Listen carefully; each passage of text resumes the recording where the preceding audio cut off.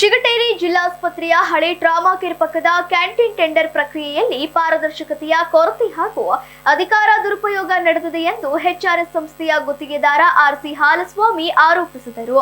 ಸುದ್ದಿಗೋಷ್ಠಿಯಲ್ಲಿ ಮಾತನಾಡಿದ ಅವರು 2024-25ರ ಟೆಂಡರ್ ನಿಯಮಾವಳಿ ಪ್ರಕಾರ 1 ರಿಂದ 2 ವರ್ಷಗಳ ಗುತ್ತಿಗೆ ನೀಡಬೇಕಿದ್ದ ಅಧಿಕಾರಿಗಳು ನಿಯಮ ಉಲ್ಲಂಘಿಸಿ ಕೇವಲ 1 ವರ್ಷದ ಅವಧಿಗೆ ಮಾತ್ರ ಕೆಲಸದ ಆದೇಶ ನೀಡಿ ವಂಚಿಸಿದ್ದಾರೆ ಎಂದು ದೂರಿದರು. ಈ ಅನ್ಯಾಯದ ವಿರುದ್ಧ ನ್ಯಾಯಾಲಯದ ಮೊರೆ ಹೋಗಿದ್ದು ಪ್ರಕರಣ ವಿಚಾರಣೆಯಲ್ಲಿದ್ದರೂ ಅಧಿಕಾರಿಗಳು ಕಾನೂನು ಬಾಹಿರವಾಗಿ ಮರು ಟೆಂಡರ್ ಕರೆದಿದ್ದಾರೆ. ನ್ಯಾಯಾಲಯದಲ್ಲಿ ಅರ್ಜಿ ಬಾಕಿ ಇರುವಾಗ ಯಾವುದೇ ಮುಂದಿನ ಕ್ರಮ ಕೈಗೊಳ್ಳಬಾರದೆಂಬ ನಿಯಮವಿದ್ದರೂ ತಮ್ಮ ಆಕ್ಷೇಪಣೆಗಳನ್ನು ನಿರ್ಲಕ್ಷಿಸಿ ಏಕಪಕ್ಷೀಯವಾಗಿ ಬೇರೆಯವರಿಗೆ ಟೆಂಡರ್ ಹಂಚಿಕೆ ಮಾಡಿದ್ದಾರೆ.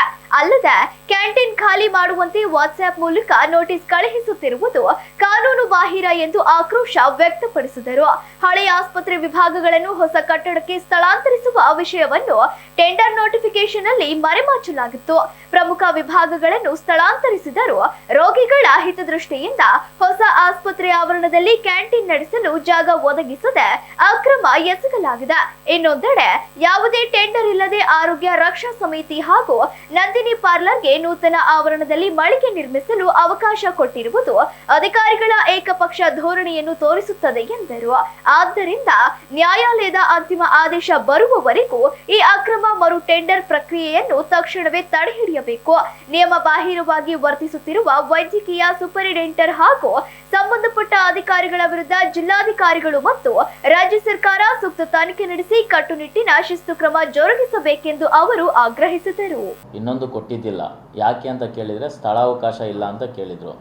ನಾವು ಮಾಹಿತಿ ಕೇಳಿದಾಗ ಇಲ್ಲ ಸ್ಥಳಾವಕಾಶ ಇಲ್ಲ, ಹಂಗಾಗಿ ನಮಗೆ ಇದಾಗಿಲ್ಲ ಅಂತೇಳಿ ಅದನ್ನು ಒಂದು ಟೆಂಡರ್ನ ಕ್ಯಾನ್ಸಲ್ ಮಾಡಿದರು. ಅವ್ರಿಗೆ ಬೇಕಾದವರಿಗೆ ಆಗಲಿಲ್ಲ ಅನ್ನೋ ಉದ್ದೇಶಕ್ಕೋಸ್ಕರ ಒಂದು ಟೆಂಡರ್ನ ಕ್ಯಾನ್ಸಲ್ ಮಾಡಿದರು.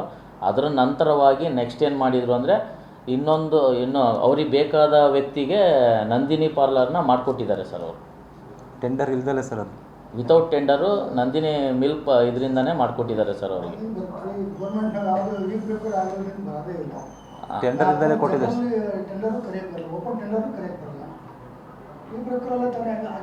ಹೌದು ಸರ್, ಈ ಪ್ರೊಕ್ಯೂರ್ಮೆಂಟ್ ಆಗಿಲ್ಲ ಸರ್. ಅದು ನಂದಿನಿ ಪಾರ್ಲರ್ದು ಈ ಪ್ರೊಕ್ಯೂರ್ಮೆಂಟಲ್ಲಿ ಆಗಿಲ್ಲ ಸರ್. ಅದು ನಮ್ಮದು ಎರಡಾಗಿತ್ತು ಸರ್, ಒಂದು OBCದಾಗಿತ್ತು, ಒಂದು ಡ್ರಾಮಾ ಕೇರ್ ಅಂತೇಳಿ 2 ಕ್ಯಾಂಟೀನಿಂದು ನಮಗೆ ಟೆಂಡರ್ ಆಗಿತ್ತು ಸರ್. ಅದರಲ್ಲಿ ಒಂದು ಟೆಂಡರ್ನ ನಾವು ಮಾಡ್ತಿದ್ವಿ, ಇನ್ನು 2ನೇ ಟೆಂಡರ್ನ ಕ್ಯಾನ್ಸಲ್ ಮಾಡಿದರು ಅವರು. ಒಂದು ನಮಗಾಗಿದೆ ವರ್ಕ್ ಆರ್ಡ್ರ್ ನಮಗಾಗಿದೆ ಅಂತ ಗೊತ್ತಾದ ಮೇಲೆ 1 ತಿಂಗಳು 2 ತಿಂಗಳ ನಂತರ ಅದನ್ನು ಕ್ಯಾನ್ಸಲ್ ಮಾಡಿದರು. ನಾವು ಅದಕ್ಕೋಸ್ಕರ ಜಾಗ ಕೇಳಿದ್ವಿ ಸರ್, ಮತ್ತು ಈ ಥರ ಇದೆ, ನಮಗೆ ತೆರವುಗೊಳಿಸ್ಕೊಡ್ರಿ, ನೀಟ್ ಮಾಡಿಕೊಡ್ರಿ ಕ್ಯಾಂಟೀನ್ನ, ನಾವು ಸ್ಟಾರ್ಟ್ ಮಾಡಬೇಕು ಅಂತ ಕೇಳಿದಾಗ ಇಲ್ಲ ಬೇಡ ವೇಟ್ ಮಾಡಿ ಅಂತೇಳಿ ವೇಟ್ ಮಾಡಿಸಿ ಅದಾದಮೇಲೆ ಟೆಂಡರ್ ಕ್ಯಾನ್ಸಲ್ ಮಾಡಿಸಿ ಅವ್ರಿಗೆ ಆಗದೇ ಇರೋ ನಮಗಾಗದೆ ಅವ್ರಿಗೇನು ಬೇಕಲ್ವ ಅವ್ರು ಬೇಕಾದ ವ್ಯಕ್ತಿಗೆ ಅವರು ಟೆಂಡರ್ ಕೊಟ್ಟಿದ್ದಾರೆ ಸರ್. ಇಲ್ಲ ಓಕೆ ಸರ್, ನೀವು ಹೇಳಿದ್ದು ಈ ಪ್ರೊಕ್ಯೂರ್ಮೆಂಟಲ್ಲಿ ಏನು ಮಾಡಿದ್ದಾರೆ ಅಂದರೆ ಸರ್, ನಾವು ಫಸ್ಟ್ನೇ ಕಾಲ್ ಮಾಡಿದರು. ಫಸ್ಟ್ನೇ ಕಾಲ್ ಮಾಡಿದಾಗ ಡಾಕ್ಯುಮೆಂಟ್ಸಲ್ಲಿ ಇಬ್ಲಾರಿದ್ದ ಮೇಲೆ ಒಬ್ರದ್ದು ಡಾಕ್ಯುಮೆಂಟ್ ಸರಿ ಇಲ್ಲ ಅಂತ ಹೇಳ್ಬಿಟ್ಟು ರೀಕಾಲ್ ಮಾಡಿದರು. 2ನೇ ಕಾಲ್ ಮಾಡಿದಾಗ 2ನೇ ಕಾಲಲ್ಲಿ ನನಗೆ ಹುಷಾರಿಲ್ಲದ ಕಾರಣದಿಂದ ನಾನು ಟಪಾಲಿಗೆ ಇವ್ರ ಕಡೆಯಿಂದನೇ ನನ್ನ ಬ್ರದರ್ ಕಡೆಯಿಂದನೇ ನಾನು ಡಾಕ್ಯುಮೆಂಟ್ಸ್ ಸಬ್ಮಿಟ್ ಮಾಡಿಸಿದ್ದೆ. ಸಬ್ಮಿಟ್ ಆದಮೇಲೆ ಅವ್ರು ಏನು ಮಾಡಿದ್ರು, ಫೋನ್ ಕಾಲ್ ಮಾಡಿ ಬನ್ನಿ ಅಂದರು. ಇಲ್ಲ ಸರ್ ನನಗೆ ಹುಷಾರಿಲ್ಲ, ನಾನು ನೆಕ್ಸ್ಟ್ ವೀಕಲ್ಲಿ ಬರ್ತೀನಿ ಅಂತ ಹೇಳಿದೆ. ನೆಕ್ಸ್ಟ್ ವೀಕಲ್ಲಿ ಬರ್ತೀನಿ ಅಂತ ಅಂದಾದಮೇಲೆ ಅವರು ಆಯಿತು ಓಕೆ ಅಂತ ಅಂದರು ಸರ್. ಅದಾದಮೇಲೆ ಸಡನ್ನಾಗಿ ಅವರಿಗೆ ಟೆಂಡರ್ ಮಾಡಿಕೊಟ್ಟಿದ್ದಾರೆ. ಥರ್ಡ್ ಕಾಲ್ ಮಾಡಲೇಬೇಕು.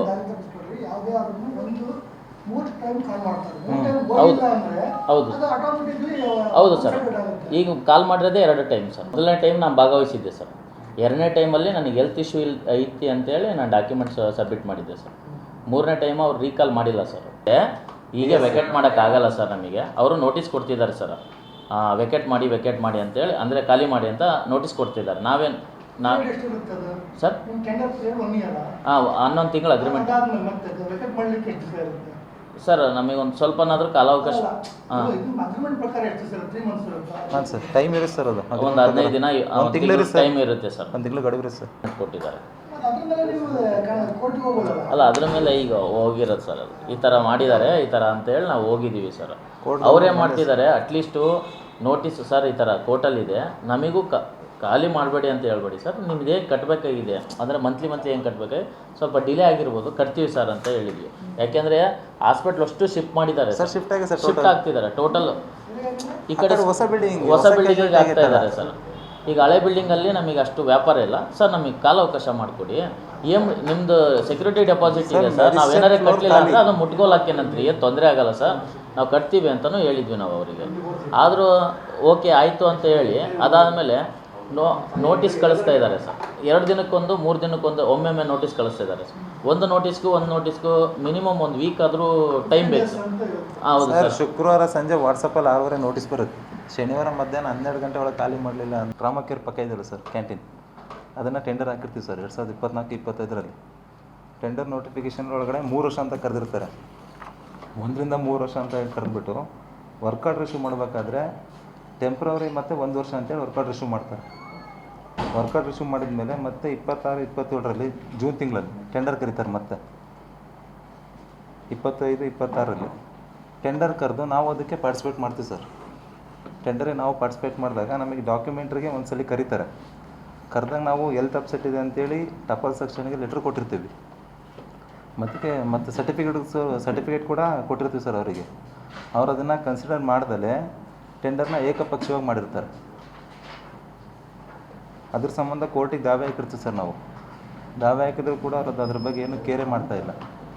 ವಾಟ್ಸಪ್ಪಲ್ಲಿ ಮೆಸೇಜ್ ಮಾಡೋದು, ತೆರವುಗೊಳಿಸ್ರಿ ಅಂತ ಹೇಳೋದು, ಖಾಲಿ ಮಾಡಿರಿ ಅಂತ ಹೇಳೋದು.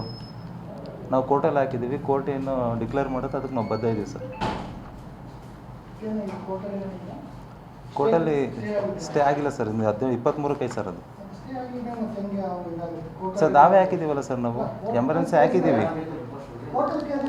ಹಾಂ ಸರ್, ಇಂಜೆಕ್ಷನ್ಗೆ ಆರ್ಡ್ರ್ ಹಾಕಿದ್ದೀವಿ ಸರ್, ಆರ್ಡ್ರ್ ಪಾಸ್ ಆಗಿದೆ ಸರ್. ಏನು ಸರ್, ಈಗ ನಾನು ಡೆಪಾಸಿಟ್ ಕಟ್ಟಿದ್ದೀನಿ 5 ಲಕ್ಷ ಅಲ್ಲಿ. ಹಾಂ, 5 ಲಕ್ಷ ಕಟ್ಟು 1 ವರ್ಷ ಆಯ್ತು. ನನಗೆ ಇನ್ನೂ ಜಾಗ ಇಲ್ಲ ಅಂತ ಹೇಳ್ತಾರೆ. ಮತ್ತೆ PF ಜಾಗ ಅಲಾಟ್ಮೆಂಟ್ ಮಾಡೋದು ಯಾರು? ಇವರೇ ತಾನೆ. ಇಂಜಿನಿಯರ್ ಬಂದರು ಇವರೇ ತಾನೆ ಸೈನ್ ಆಗಬೇಕಾಗಿರೋದು ನಮ್ಮ ಹಾಸ್ಪಿಟ್ಲಿಂದ. ಮತ್ತು ಅವ್ರಿಗೆ ಜಾಗ ಕೊಟ್ಟು ನನಗೆ ಜಾಗ ಇಲ್ಲ ಅಂದರೆ ಮತ್ತು ನನಗೆ ಯಾಕೆ ಸರ್ ಜಾಗ ಇಲ್ಲ? ಹಾಂ, ನಾನು ಟೆಂಡರ್ ಹಾಕಿದ್ದೀನಿ. OBGದು ಟೆಂಡರ್ ಆಗಿತ್ತು ಸರ್, L1 ಆಗಿದ್ದೀನಿ. L1 ಆಗಿದೆ. ಹಾಸ್ಪಿಟ್ಲು ಶಿಫ್ಟ್ ಆಗ್ಬೇಕಾದ್ರೆ ಟೆಂಡರ್ ಕರೀತಾರೆ. ಶಿಫ್ಟ್ ಆದಮೇಲೆ ವರ್ಕ್ ಆರ್ಡರ್ ಇಶ್ಯೂ ಮಾಡ್ತಾರೆ. ಶಿಫ್ಟ್ ಆಗಿ 3 ತಿಂಗಳಾದ್ರೂ ನಾನು ಸುಮ್ಮನೆ ಕೂತಿದ್ದೀನಿ. ಕೆಲಸ ಅಲ್ಲಿ ಮಾಡ್ಕೊಂತಾನೆ, ಕ್ಯಾಂಟೀನ್ ಓಪನ್ ಮಾಡ್ಕೊಂತಾನೆ ಕೂತಿದ್ದೀವಿ. ಜಾಗ ಕೊಟ್ರಿ ಸರ್ ಅಂತ ಕೇಳಿದ್ದಕ್ಕೆ ನನಗೆ ಲೆಟ್ರ್ ಹಾಕ್ತಾರೆ, ಟೆಂಡರ್ ಕ್ಯಾನ್ಸಲ್ ಮಾಡಿದ್ದೀನಿ ತಗ ಅಂತೇಳಿ. ಅದ್ರ ಬಗ್ಗೆ ನಮ್ಮ ಗಮನಕ್ಕೆ ಬಂದಿಲ್ಲ ಸರ್.